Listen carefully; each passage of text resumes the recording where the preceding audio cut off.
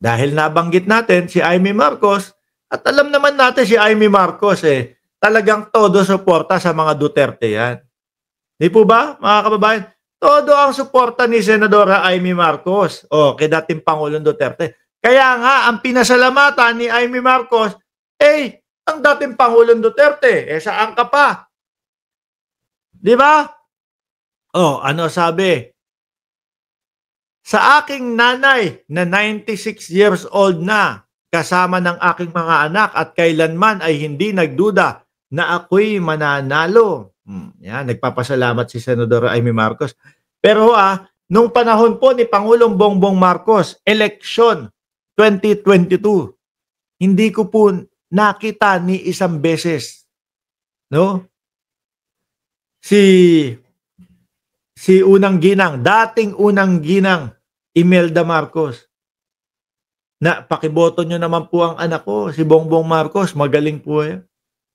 Mukhang pinwersa ni Amy Marcos na, wala po, nalalaglag po ako sa survey Tingnan nyo nga po, pan 12 ako. Kaya napasalita na ho. Ngayon, nagpapasalamat siya. Diba? Sabi, sa aking nanay na 96 years old na, kasama ng aking mga anak na kailanman ay hindi nagduda na ako'y mananalo. Dating Presidente Duterte, kasi daw may mga DDS na mga nauto, no? Alam niyo naman po, ang balwarte ng mga Duterte, Davao, mga bossing. Ano po sabi sa mga balita? Yung mga ini-endorso nila na nasa labas po ng Davao, hindi na po mga nanalo. Umabot si Inday Sara Duterte na dumayo ng Maynila, ng Tondo, di ba? Umabot na dumayo sa distrito po nung mga congressman na nangunguna sa impeachment ni Inday Sara Duterte. Ano po nangyari? Si Congressman Benny Abante lang po ang hindi pinalad doon, ang talo. Ilan po ang lamang nung kalaban? 3,000 lang yata, 2,000 lang yata. Nagdikitan, nagkiskisan pa. Kung ang pagkakapanalo nung kandidato na yon na tumalo kay Benny Abante ay dahil kay Inday Sara Duterte, sana ho, tambakol na. Di ba? Sana po, tambakol na mga kababayan. Si Benny Abante, hindi, kakaunti lang po. Si Chua, si Joel Chua, dinayo pa ng vice-presidente yun. Para murahin lang po. Para ilatag yung plataforma na Mansanas, isusubo daw po. Ang plataforma de gobyerno, Mansanas, isusubo kay Joel Chua. Hanggang mamatay po ang lupit ng plataforma, di ba? Dinayo din si Beatrix Luistro. Ngayon congresswoman pa din. Ngayon, narinig nyo na ba ang vice-presidente na sumagot kay Luistro patungkol po doon sa sinasabi nilang may utang sa kanila ang mga Luistro? Parang wala pa din. Parang wala namang naipakitang ebidensya. Yung mga DDS na magbayad kayo ng utang. Kaila vice-presidente doon sa asawa. 8 million, 9 million daw ang utang. Nagsalita pa ba? Hindi na. Kasi hindi magsasalita yan. Papatayin na lang niyan ang issue sa pamamagitan ng pagtahimik ho. Huwag mo nang sagutin yan. Lalaki pa. Ganon. Di ba? Ganon ho, mga kababayan. Janelle Vander Harris. Shout out sa iyo. Ay, nako po, Lord. Ano ba sinasabi? Si Gwen, na political giant ng Cebu, tinalo ni Pam Baricquatro na baguhan lang. Baka ayaw na ng Cebu. Di talo. Diba?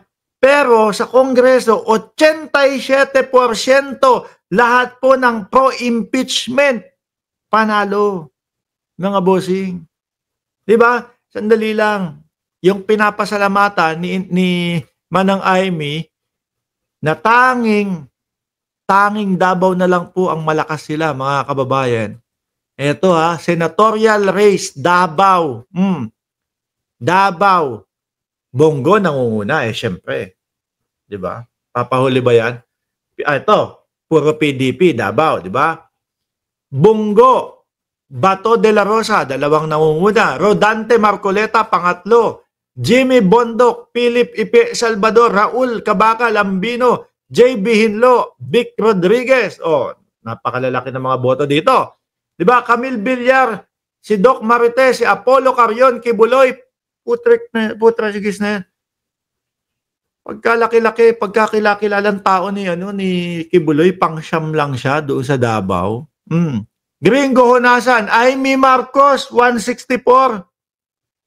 Huli pa, laglag pa, no? Tapos ang pasalamat ay doon sa mga sa dating Pangulong Duterte. Yung doon sa nagtamo siya ng napakalaki na mga boto, hindi pinasalamatan. Grabe. Di ba? Tuloy ko. Hindi nagduda na ako'y mananalo kay dating Presidente Duterte na Oktubre pa lang itinaas na ang aking kamay at sa kanyang anak na si BP Sara na hanggang sa huling sandali ako ay ikinakampanya ang tagumpay na, tinawag ka ding mangga. Ang tagumpay na ito kahit gaano kailap at kahirap, no? Isang katibayan na kapag ka ikaw ay nanindigan para sa tama, mananalo ka. Senadora, tuloy na yung hearing. Di ba? O wala na. Ay hindi, baka wala ng hearing. Bakit to? Sabi ni Mayor Along, bakit to? Mga kababayan, wala ng hearing. Baka wala na. Kasi panalo na eh. Hindi po ba? Okay na. Pero kung makikita nyo po, yung mga resulta, mga kababayan, Davao na lang po malakas ang mga Duterte. Sakit, no? Masakit yan para sa mga DDS kasi gusto nila buong Pilipinas. Pero wala na. Ang isa pong indikasyon, mga bossing, na ayaw na sa mga Duterte ng tao, yung pagkapanalo po ng 87% nung mga congressman na tumala, bumoto, pumirma para sa impeachment ni Inday Sara Duterte. Yun po, mga kababayan. Ngayon, ano sabi nyo? Toby Chanko? Toby Chanko? Nako nga, hindi nga naipanalo.